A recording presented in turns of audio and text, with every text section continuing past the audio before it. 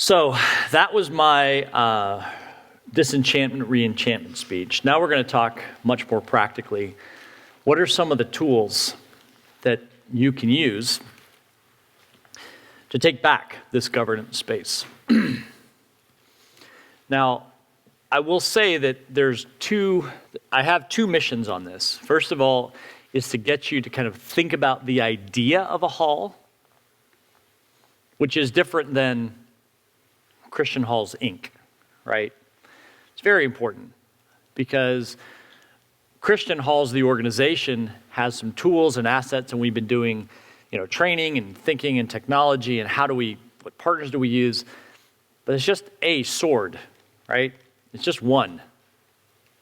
There's an idea here that I'm trying to push, which is local, mentor-driven, tutorial-based, Oxfordian, that has nothing to do necessarily with Christian Halls, the organization. Okay? And so hopefully we can reimagine these spaces. And if there's things that we can do as an organization to help, then great. We've been delighted to be in a partnership with Catalyst Academy. We're very, very excited about what's going on there. So those are the kind of partnerships that we want to forge. But let's just keep the idea of a hall from the organization of the Christian halls somewhat separate in our heads. So first of all, what is a Christian hall? In many ways, we're pivoting back to the Oxford tutorial model. Small, regional halls filled with opportunities, flexibility, community partnerships that really take the face of the local place. I'll be in Alaska here in 2 months. It's just an utterly different context than South Texas. I'm the Rio Grande. South Texas showed up to McAllen last year. 1,000 homeschool moms showed up at City Hall. All Spanish speaking, 50% Catholic, 50% Pentecostal, like nothing in between. And they still have a vision, a cultural memory of the old missions. And they've said, we are so tired of sending all of our kids away. They never come back. The universities hate our culture. They hate our religion. They don't understand us. But they tell us that if you don't go to Tech, UT, or A&M, you're a dumb Mexican. And they destroy our culture. Give us back this space. Give us back this governance. We can do it, which is good because I can't, right? I can't go to the Valley and set up a whole network of revitalized Spanish missions. Right? That's their spot. That's their job.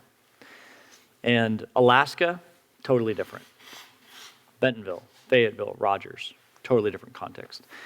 So it's really the idea of how do you engage in this multi-generational human formational responsibility. We are building out this growing network of these learning communities. The image of Alfred the Great in 950 England very much kind of fills my thought life and space of how do we go rebuild the fabric of community-based human formation. So there is a growing network. In the last 2 years, we've been able to partner with and engage and launch over 180 of these sites. I think we're in every state except for Vermont at this point. And we kind of hit this sweet spot, this moment between COVID, people were not in class anyways, the debt crisis, the ideology, the wokeness, all of this has kind of come together at a moment where people are actually much more willing. The same people that 7-8 years ago were saying, cool concept for Brazil, but our kids are going to go to Tech. They're going to be Lambda Chi, they're going to go to the football games, they're going to sow their oats. It's what I did, it's what they should do. And for the first time, there was this moment, this kind of pivotal moment in American history, which was COVID, that kind of blew the doors all that because nobody was able to go to class. And they were still paying $65,000 a year for each kid to sit online at their home dinner table, wearing a mask on Zoom.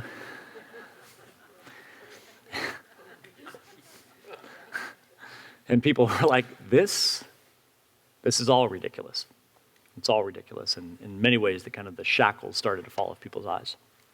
There's growing network of learning communities designed for place and people in the college and trade school spaces. And that's important because what we're not here to do is we're not here to say everybody needs a college degree. Those are instruments and tools that culturally there's this honor-shame dynamic of what's honorable, what's shameful. And there's still a cultural honor of saying, I need a bachelor's. Okay? I'm not really here to fight that fight at this point. You want a bachelor's, we can get you a bachelor's degree. You want a certificate in HVAC? Frankly, most of you, even better. No debt, making a couple $100,000 by the time you're 25. You should probably consider it. Get married, have lots of kids. What do we provide? College degrees from accredited partner universities or certificates in trade, but selecting partners that align with a biblical Christian worldview, and most importantly, are willing to serve, not govern. This was very difficult for most of the universities that we worked with because they're so used to being in the governance posture. Send your kids to us, we know what's best. They don't. Most of them do not know what's best. They don't. Most of them are detached from reality. They're detached from community. They don't know what it takes to make communities flourish. And they're as befuddled as we are of like, oh, we don't know what to do. We may have degrees in a particular area. We may be able to manage content really well. Most of them do not know how to create multi-generational, flourishing places. The universities that were willing to pivot to our space and say they're willing to serve and not govern, those are the ones that are working. But it took a monumental mental and spiritual shift for them to say, we're manufacturers and service providers, we're not governors. And that's a very important cultural shift. So we can provide at a Christian Hall degrees from accredited partners, small group, Oxfordian tutorial-based education, and then deployment. How do we build this out, both in terms of the workforce, our communities, religious life, educational life, and then how do we re-engage with the elder community for the tutorial process? So work, study, apprenticeship, internships. And finally, this is a return, fundamentally, to place-based education. It's an elevation of eldership and wisdom. It's inherently multi-generational, and it's intended to form virtuous people in flourishing places. All of these Christian halls are confessionally united by a Nicene Orthodox creed. We have Catholics, we have Baptists, we have Presbyterians, we have Orthodox, because they are responsible to shape their people. It's not my job to say, hey, you know what, you need to become Protestant before you can launch a hall. Subsidiarity, self-governance. Now, I'm not necessarily going to send my Assemblies of God kid over to that Catholic hall. That may not be a good fit. But my Assemblies of God partners, you should be doing the same thing, right? And we'll see what that looks like in a particular place. So what does this look like in reality? You can jump on this website at some point and read more about this. But what we're trying to do is we're trying to build a place-based ethos in your mind. And once we center place, the question becomes, what are the kinds of areas of influence that we should be engaged in? It's very interesting when I go to most communities and I ask them, what are your number one greatest needs? And we run polls, we run surveys, we talk with the community. The number one that comes back is we need a better teacher college.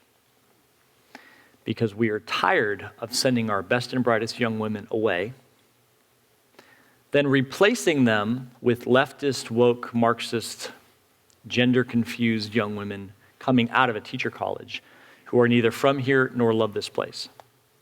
Why?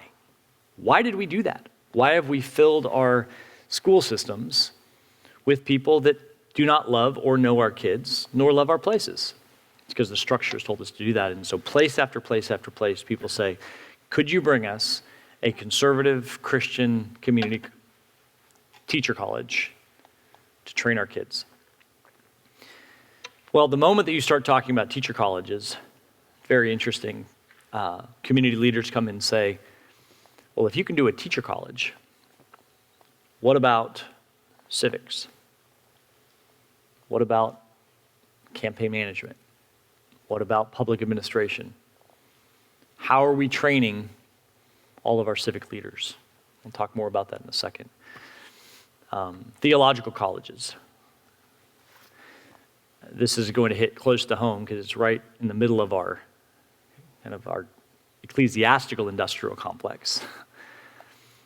But I would venture to say that for the vast majority of our churches, the fact that they have to issue a call to some pastor who left Oklahoma to Gordon Conwell and moved back to Nevada to train a pastor. They're neither from that place nor know that place, and they spend the rest of their career trying to figure out who are these families and what's this culture, is because of the abdication of that local community to train their own preachers. And we've fallen into a narrative that unless you go away and then get somewhere else, you can't be a preacher. And it's just a symptom of this broader model, this professionalized system of education. We've talked a little bit about, trade schools, conservatories. Oh my goodness, I never saw this one coming because I'm not really in the arts. My brother, his doctorate is an operatic tenor. There's a viable profession. But he loves music, incredibly talented. In the opera world, and there's little ears here, so we have to be careful, but the opera world is created to produce sexual servitude by the gay and lesbian industry in the opera. Because if you do not, there's only like 5 roles a year in top tier opera. And if you do not succumb to that sick industry, there is no place for you in top tier opera. And it's created a system where we teach you how to sing, but we tell you a narrative that if you're not singing at the Met, you're a failed opera singer. You can't go home and bless your community with music. That's a failure. You're a loser. But for you to win, you need to give me your body. We've created a sick, and film is the same way. Most of the arts, film, music, art, performance arts, we've created a system that creates dependencies on these structures, and we have no way to either mentor or teach them internally, nor to send them back in value. One of the number one requests we get, and it's a small group of students, but it's in almost every community that we're at, is, do you have a way to keep my kid who wants to study ballet or theater or arts from having to go to TCU, Texas Christian University, C is silent, right? Texas Christian University to study theater in the darkest department at that university. Why aren't we taking that back? Now, what does this look like in a place? Well, let's just take one example. I live out in West Texas. We're out in the Permian Basin. There's nothing but oil. Oil and gas, runs the entire industry, right? If you're on a boom cycle, everybody's rich and has new trucks. If you're on a bust cycle, kind of dries up. How do we love that place? It's not a very lovable place. How do I turn my affections to the people, the bum on the street, to the trash man, to the non-English speaking workman that comes to our house? How do I turn my affections? Because those people are the fabric of our community. And it's easy for me as an educator to say, I can leave all that behind. Those people don't matter. They're kind of non-persons to me. Because I'm going to go away and I'm going to meet with educated people. And we're going to find each other. We're going to like each other. We're going to kind of sneer down the nose at all the kind of hoi polloi that are down here. What does it mean to love the Permian Basin? How do we build a model that transforms how West Texas communities form their people and build lasting, flourishing places. That's a deployment of the Christian Hall model. You're going to have to ask the question, how do we build flourishing places in Bentonville, Northwest Arkansas?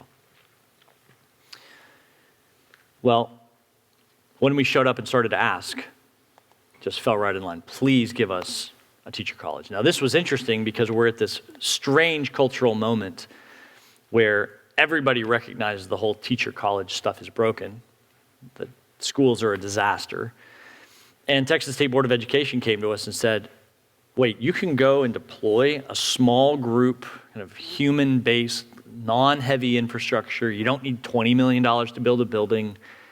You can go disciple and train young teachers from Fort Davis, West Texas, and you don't need a $100 million grant. Could we just authorize you, give you state authorization to go to every single county of Texas and compete against the leftist community college? Didn't see that coming. They're like, if you're willing to go, we'll license you. Now it's a question of, do we want to go show up?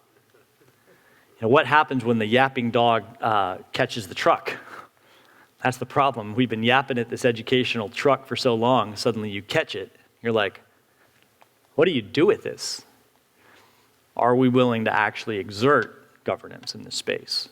Or not us, is Fort Davis ISD, Fort Davis community, are they willing to say, you know what, thank you very much, we're going to train our own teachers. You know, stop sending them from Dallas, for crying out loud. Same deal with civics. I walked into a central Texas small town. We were talking about a junior college, you know, because they like, just give us 2 more years with these kids. You know, dual credit, freshman year of high school or college, sophomore year of college, then they can transfer to A&M or UT or Tech or whatever. Talking about the junior college, talking about the teacher college, and the county sheriff walked in and said, wait a minute, do you have degrees in criminal justice? I said, well, yeah. Bachelor's degrees, master's degrees, PhDs in criminal justice. Like, I don't know what to do with those. I've never built anything with those, but we have acquired those degree programs, but I'm not a cop. I'm a Mennonite. Like couldn't get more. I'm not really a Mennonite. My family's Mennonite, but he said, I would immediately build a Christ-centered biblical police academy for this county. I didn't see that one coming either. Can you do that? He's like, son, I'm the sheriff. I can do whatever I want. I can't issue degrees, but I can hire them. I can deploy them. I can train them. Like, if you can handle the degree side and help me with that, I'll take over the formational side. I'll take over the practical stuff, the administrative stuff, and I'll hire them. And not only does that mean I don't have to send away all our best and brightest young high school kids that want to go into law enforcement to Austin, cesspool of Texas, and then have to laterally hire in cops from Dallas-Fort Worth who are not from here, don't know here, don't like our people. No wonder we have so much strife between our police department and our local community. But even more than that, he said, even more than the hiring problem and all that other stuff, just give me the opportunity to help these deputies not end up alcoholic and divorced by the time they're 35. Because there's a deep structural problem. That's discipleship. That's all it is, discipleship. But it's discipleship, not a Wednesday night Bible study, which is what we've been taught discipleship is. You know, memorizing Bible verses, all great stuff, right? We're not trying to undermine any of that stuff. But it is all areas of life. And what we're trying to do here is incentivize that kind of work through using the cultural structures that are currently available, degree granting programs, all this kind of stuff. We don't actually care about that as the greatest good, but we'll use it.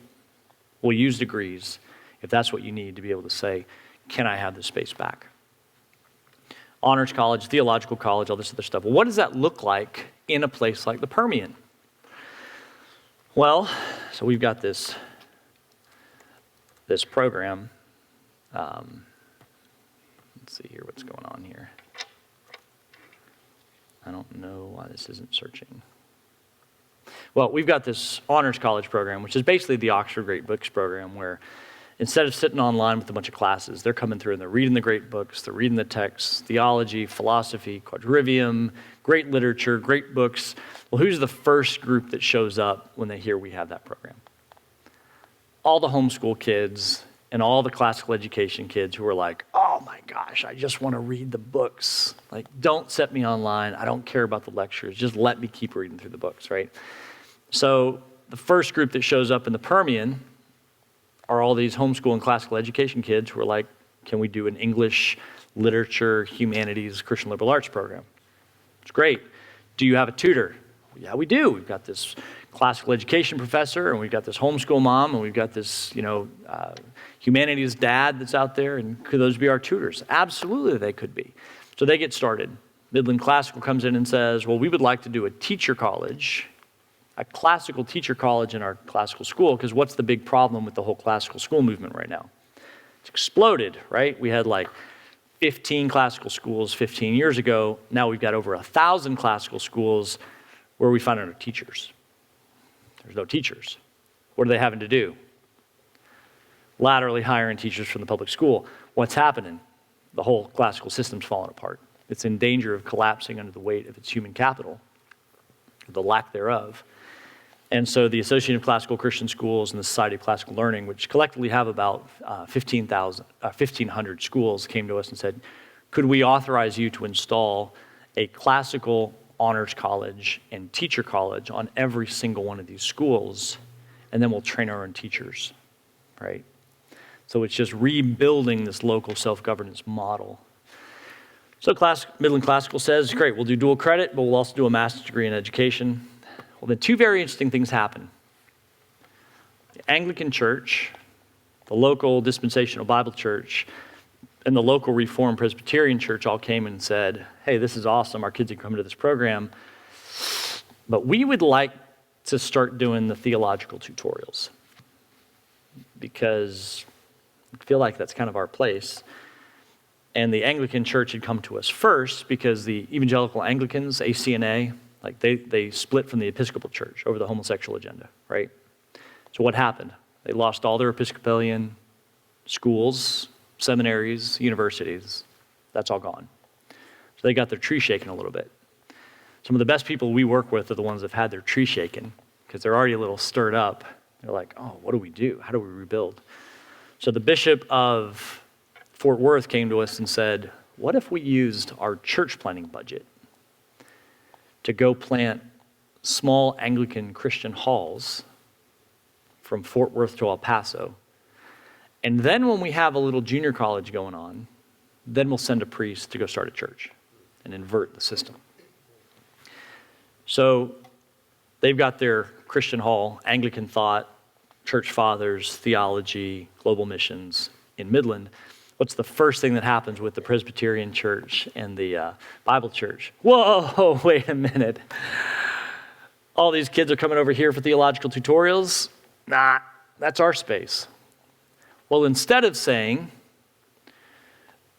we're going to, you have your seminary and you have your university and all this other stuff, we're just turning Midland into a little Oxford. You want your little Oxford college with your tutorials in Anglican theology? Absolutely, you should take advantage of that. That's your space. So now they're doing their theological tutorials. The Presbyterian church can say, well, we're the frozen chosen. We're going to do our thing kind of within the Reformed tradition. And then you've got your dispensational church. But together, collectively, they are building across Midland. And instead of having to build one colonizing presence that says, we're going to be everything and we're going to exclude all you guys, it opens up this opportunity for the natural elders of the community to say, this is our space. Do you think that the Inklings have any competency in criminal justice? No, they're a bunch of Tolkien, C.S. Lewis reading, literature lovers. They have no idea how to do trades. They have no idea how to do nursing. There are other natural gatherings of tutors and structures in the community that can take over nursing and criminal justice and Anglican theology and welding and plumbing. So rather than trying to build monolithic, heavy, top-heavy structures that take hundreds of millions of dollars to build one. Instead, we can say, this is not an infrastructure problem. These are groups of 3 to 5 kids working with a tutor. This is not an infrastructure. Do you have a Starbucks? Do you have a church? Do you have a classroom? Do you have a home? So it inverts it from this desire to see, bricks and sticks with my name written across it. And instead it says, what human capital has God given your community? And that's really what we're trying to do. And so as a result, when I talk about these things, I basically say we're going to start with place. Let's center the needs of the place. Then we're going to look at people, students and tutors. Who has God given this place in terms of people, human capital? You may wish that you could do a NASA-style rocket program, but God hasn't given you those people. Stop being jealous. Stop being covetous and say, these are the people that God's given us. We're going to steward our space. If God gives you those people and the place needs it, then we can triangulate programs. But place, then people, then programs is the inversion of what the educational industrial complex will tell you, which is programs, then people. We got to find people to fuel these programs, and they'll never really consider place. Very rarely will they ever think about, well, where are we going to send these kids? Who's this going to bless? Where's this going to benefit? Maybe they'll think about corporate clients. Can we send them to X? Can we send them to, SpaceX? Maybe they'll give us grants. But they're not thinking about place. And we're inverting that triangle. Place, then people, then programs. All right, what does this look like in practice? And for years, we did this on spreadsheets, right? Here's a catalog. Here's all our university partners. What do you want to build? Fill out which degrees and classes you want. If you want a junior college program, maybe you just want 3 classes because you know that at your local junior college, the English comp professor, the world civ professor, and the American history professor are all like Mao-worshipping leftists. Don't put up with it. Why are you putting up with it? Take those 3 classes. Maybe it's a full associate's. Maybe it's an entire degree program, whatever. But for years, we were just kind of doing this on spreadsheets. And finally, we said, you know what, we probably need to build something. And so we had to build a program that comes in and says, of all of our different university partners, all the people that we use, what's the best fit for your needs? Do you need let's see if I can make this large enough. Do you need just an associate's of arts? Do you have kids that want to go into world missions and GIL, SIL, in Dallas with their linguistics program? Do you need a full theological education from a top-tier, theological seminary? Houston Baptist, do you need a teacher education program? Or this criminal justice program? You know what? Install that, and you can either offer classes immediately, or you can build out an entire degree program. And what we did is we said, all of the trees of the garden are yours to eat. Okay, not that one. But all these other trees are here to eat from, but you can't have it. We refuse to put these kids by themselves online. And so you can have it. You can have a class in American history if you want from Southeastern University. Boom, we just installed that product. We just turned that university into a commodity. Your coursework, assessment, do you need lectures? Do you have a local professor that you'd like to hire for the university? We've just installed this program from this university. Critical issues in American history, History 2123 from, Southeastern University or Gordon or whatever. They're going to get a transcript from that university. That's the Oxford in this ecosystem, right? We're going to teach it this term. It's great. Teach it at the master's, associate's, bachelor's degree, whatever. You cannot have that course unless you find somebody that's willing to actually come in and fulfill this human formational role. So we've intentionally created this Achilles heel in the system, and ironically have re-leveraged and almost hacked this whole massive pool of educational resources that are out there that have proven to not work fully. Really good data, right? Really good technology, really good knowledge. It's not producing virtuous people, and it's definitely not producing virtuous places. Well, you can have it. We've got this local community college that's just completely been infiltrated by the leftists. And they're trying to knock off, dual credit. I got 16-year-old kids trying to do English composition classes. And as part of those English composition classes, they have one unit that is required watch, comment, compare 3 types of porn. Pass, fail. If you don't participate, you fail. Targeted at 10th grade high schoolers, with the professor mocking the kids saying, yeah, if this was high school, it'd be illegal, but you're in college now, right? So they come to us and they say, we've got to solve this problem. Okay, what's the class? Well, it's an English composition class. Okay, you know how many English composition classes we have in this? That's not the problem. Do you have somebody that would be willing, instead of them going to that local community college, do you have a tutor that would be willing to sit with them on a Friday, read their essays? They know exactly what they have to do, and week by week, they're engaging in that Socratic dialectical process of engaging, discussing, peer review, so that by the time they send that work off to the university, this is publishable ready material. Do you know what that compares with a typical online program? Log into Canvas, whatever online LMS. Oh, I need to write an essay on, okay, bang out my 800 words. Submit. Nobody's seen that work. Nobody's discussed that work. There's been no peer review. And the professor has about 800 of those essays hit his inbox. He's like 85, 86, and 93, that's pretty good. And that's the sum total of your education. And that is hundreds and hundreds of thousands of students that are currently in that system.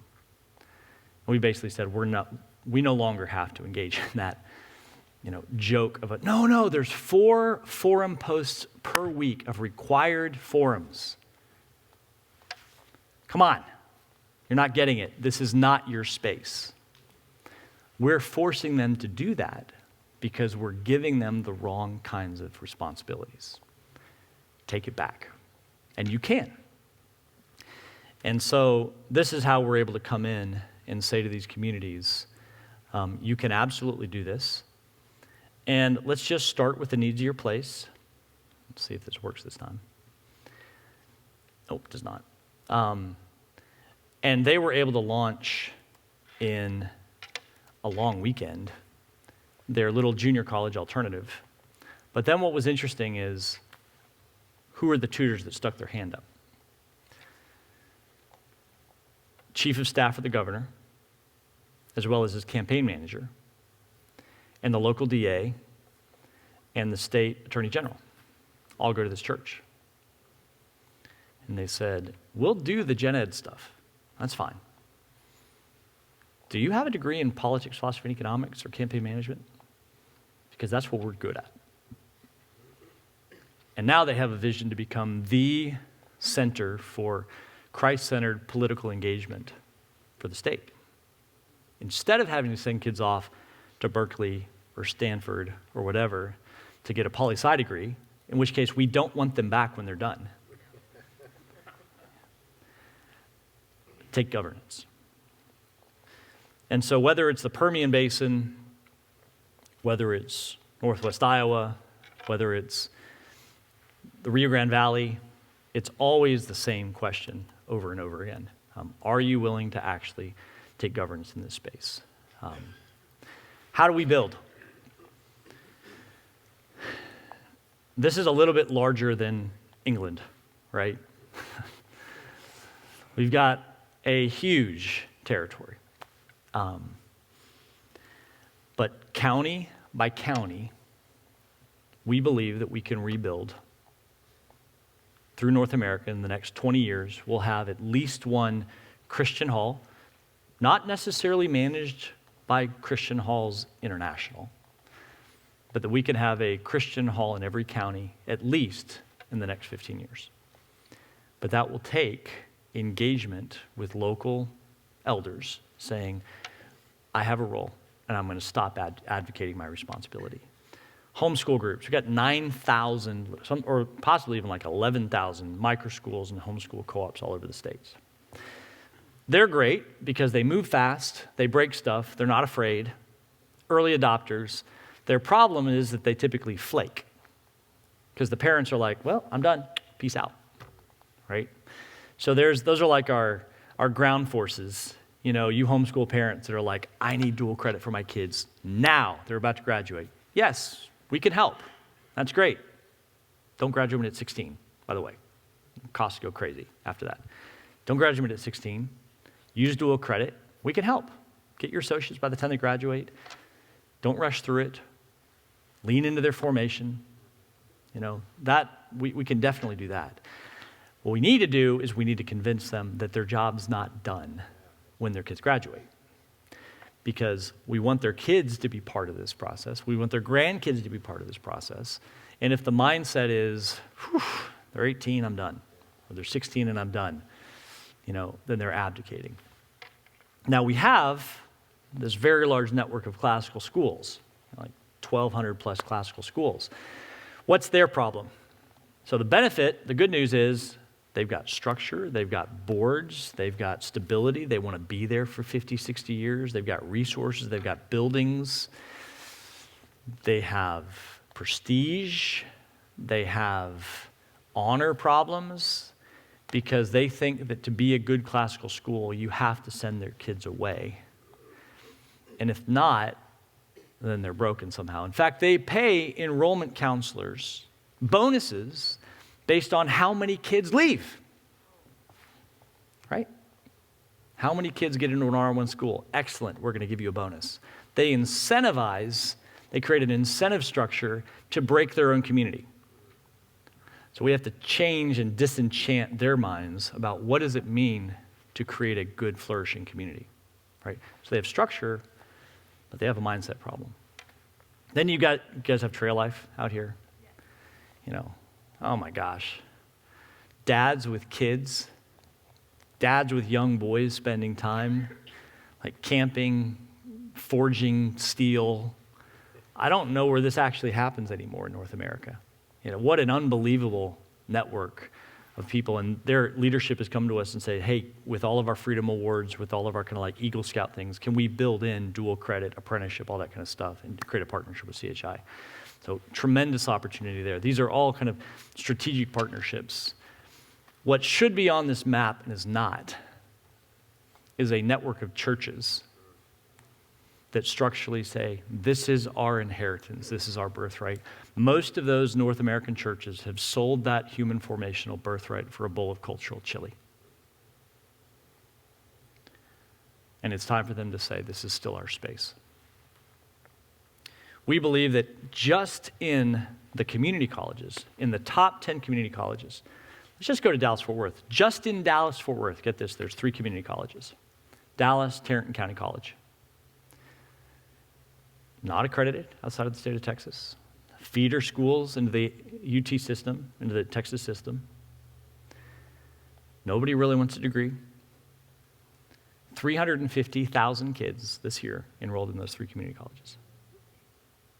350,000 in a 60-mile radius of downtown Dallas. Do you think there's one Christian confessional alternative? Has anybody even showed up? We've got some really good universities. Some of my very favorite universities, Dallas Baptist University, some of these guys. We love them. Talking to their leadership, they're like, you can have that market. We need 3,000 students paying $55,000 a year.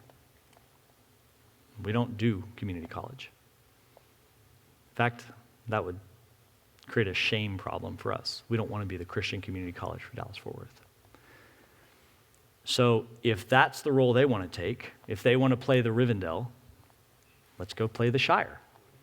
Let's saturate Dallas-Fort Worth with hundreds of small local tutorial Oxford colleges. Let's turn Dallas into the largest example of an Oxford-Cambridge that's ever been. Why won't we do that? mainly because we've convinced that that's just not our job. Do you think 10% of those kids, 10%, in Texas, in Dallas, are conservative Christian kids that are just trying to save debt before they transfer to A&M? I think 10% is a pretty good, pretty safe bet. It might even be 20 or 30, but maybe just 10. That's 35,000 kids every single year that we could be discipling. Every single year. We don't do well with big numbers, as David showed us. How many 35,000 in one county that don't even want to be in the program they're at? They just don't have an option. So that's how we have to start to think structurally, because it's Dallas-Fort Worth, it's Little Rock, it's Chicago, it's LA, it's Atlanta, it's Midland. We have one college, Midland College. It's a 2-year college. We have one college in the Permian Basin. We don't have a single Christian alternative. What are we doing? And so that's how we just have to start to rethink and restructure the way that we govern. And if the barrier is, well, I need accreditation and I need $100 million to build a campus, we've inserted these barriers and structures to keep us from actually exerting the human capital within our community. And it's sitting there right in the pews right now. You could carve off those little, 30 square foot space twice a week and run a tutorial. Resources are not the problem. So how do we reclaim higher education? First of all, we need to change the way we talk about higher education. This is a myth problem. This is a story problem. This is a narrative problem. Because if our grandparents are saying, oh, honey, I think you could just do so much better. I hear Oxford, or I hear Wheaton College has 50% discounts or tuitions. So, okay, great. Now we've got a tuition that goes to you from $60,000 to $30,000 and you're still in debt. Well, we have an honor-shame issue because it's honorable to go away and it's shameful to stay. The way that you change honor and shame dynamics is you take the honorable elders in your community and you start to tell a different story. And if parents and grandparents are in the ear of their kids saying, that's fine for others, but not my kids, not my kids, then you're contributing to the myth, you're contributing to the narrative. Second of all, you have to educate your community that an alternative exists. You've got a phenomenal program starting right in your own backyard here at Catalyst Academy. I could not believe the number of tutors that stuck their hands up. Week 1, the number of people that were like, well, I can do criminal justice, and I can do English composition, and I can do theology, and I can do philosophy. And we're all kind of looking around like, where do these people come from? They're in our church. I never even thought about it, And we're giving them an honorable way of contributing in discipleship. And then finally, get involved. Student, tutor, advocate, donor, workforce partner. Do you have a business that you'd be willing to bring kids in, give them a chance, give them an apprenticeship? We have a whole trade school program that's a bachelor's in business, and 50 credit hours of that business degree, 50 credits, that's almost 2 entire years, are workforce, job shadowing, apprenticeship. That the workforce professional is saying, yep, they're competent in these areas, and I've watched them do the work. You benefit by having high virtue, high character kids come into your workforce. They benefit from workforce experience, a no debt-based education, and deep discipleship. I believe that our workforce should be the natural forge, pun intended, in which we can shape the next generation. So let's reclaim, let's reform, and let's replace higher education in North America.